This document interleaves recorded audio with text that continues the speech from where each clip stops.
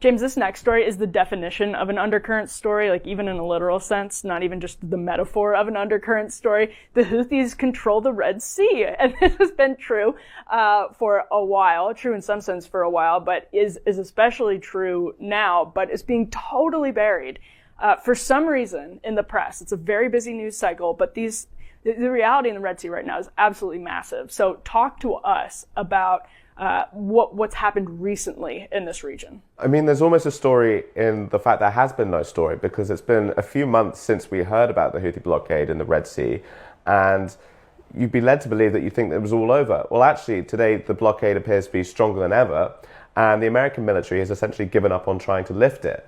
So just a fortnight ago, the Houthis managed to board a Greek-flagged oil tanker. It planted some explosives, and there were chants of death to America, death to Israel, as the vessel went up in flames.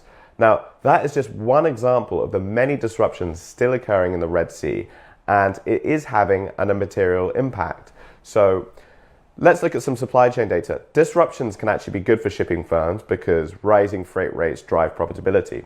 So according to new figures from shipping expert John McCown, industry profits almost doubled from Q1 in 2024 to Q2 in that same year.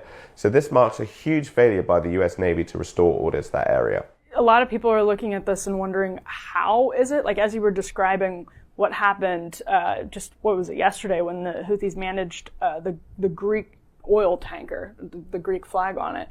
A lot of people are wondering, so how, right? How? Why is this happening? Because surely the countries like the United States have the might to prevent the Houthis from taking over a Greek flag tanker. So what's going on?